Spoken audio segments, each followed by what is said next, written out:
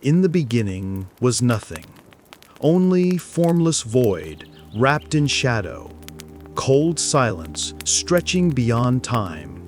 No star, no sound, no faintest hint of life, just waiting.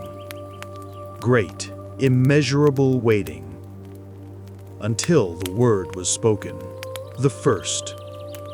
And it changed everything. Darkness pressed down like a weight. An endless abyss yawned wide, swallowing all possibility. No up, no down, no boundary to mark where emptiness began or ended. The deep churned, formless waters roiling in eternal night. This was the canvas, bare, waiting, for the breath of the Creator. Then came the voice. Not a whisper, not a whisper, not a shout. Something beyond both.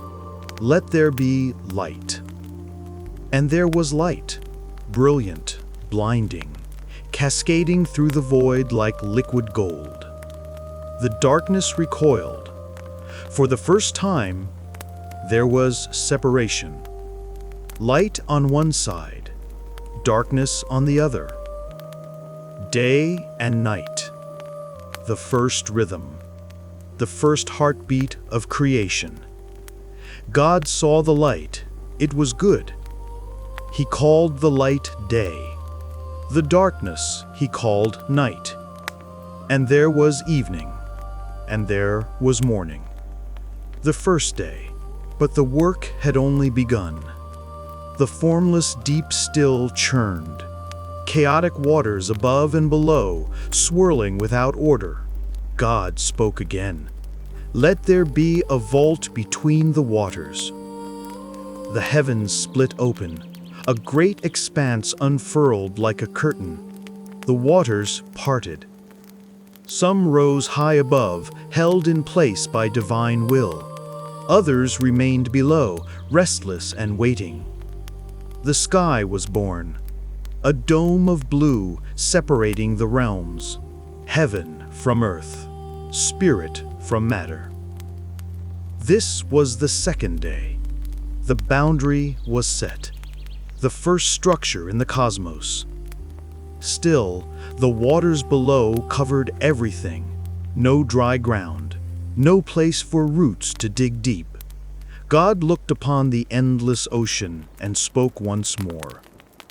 Let the waters under the sky be gathered to one place. Let dry ground appear. The seas obeyed.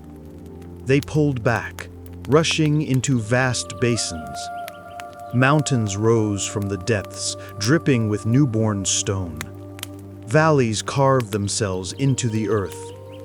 Rivers began their ancient journey toward the sea. The land stood firm, solid, real. God called the dry ground earth. The gathered waters he called seas, and he saw that it was good.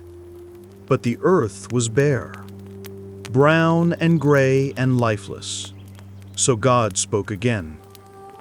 Let the land produce vegetation, seed-bearing plants, trees bearing fruit.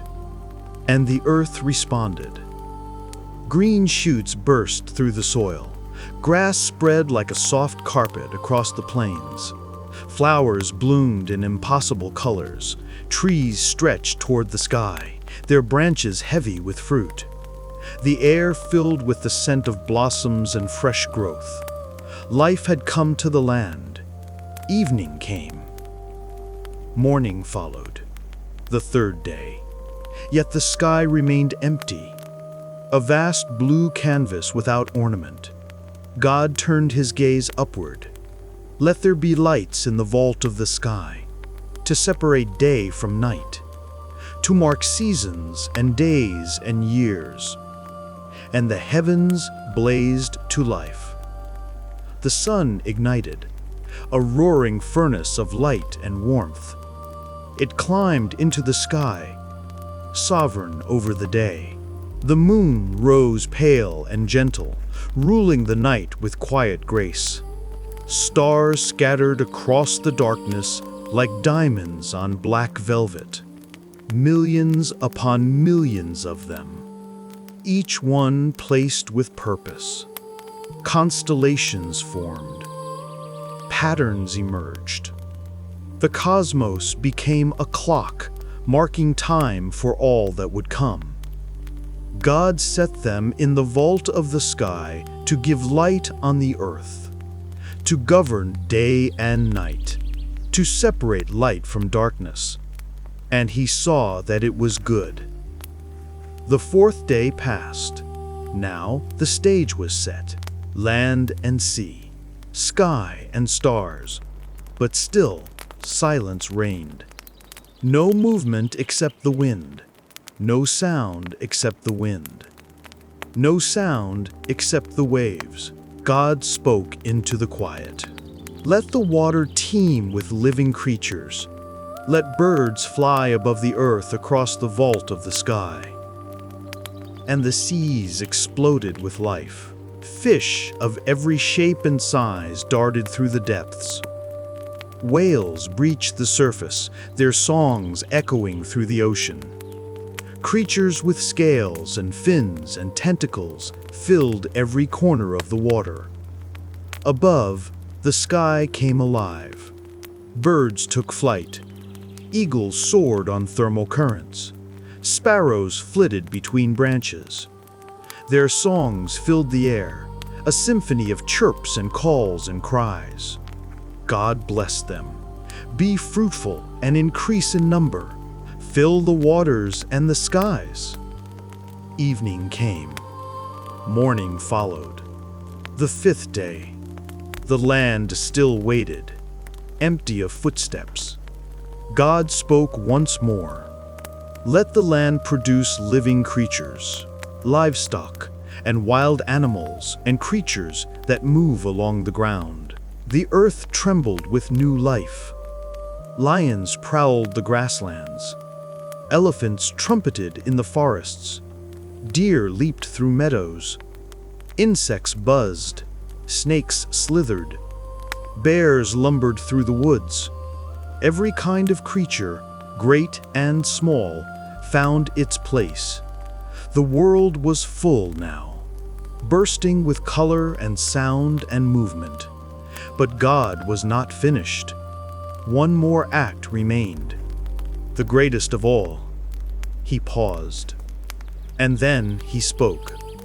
Not to the earth or the sea or the sky or the sky. He spoke to himself. Let us make mankind in our image, in our likeness. This was different. Not a command to the elements, a decision, a choice, a sacred intention. God formed man from the dust of the ground, carefully, tenderly. He breathed into his nostrils the breath of life, and man became a living being, not just flesh and bone, but spirit, soul, bearing the image of his Creator. Capable of thought and love and choice, God created them male and female. He blessed them. Be fruitful and increase in number. Fill the earth and subdue it. Rule over every living creature. This was the crown of creation, not the strongest, not the fastest, but made in the divine image, given dominion, given purpose, given relationship with the Creator himself. God looked at all he had made, the light and the darkness, the sky and the seas, the land and the plants, the sun and the moon and the stars, the fish and the birds, the animals, and humanity. Everything in its place, everything in harmony. And God saw that it was very good indeed. And the Creator's gaze swept across all that had been made, over boundless seas and towering mountains, over green forests and rushing rivers, over every living soul, and over the crown of his labor, humanity, created in his image. Everything was good, very good. For on the seventh day he rested from all his work which he had done. And in that rest, in that absolute harmony, lies not only the birth of the world, but the great design concerning us.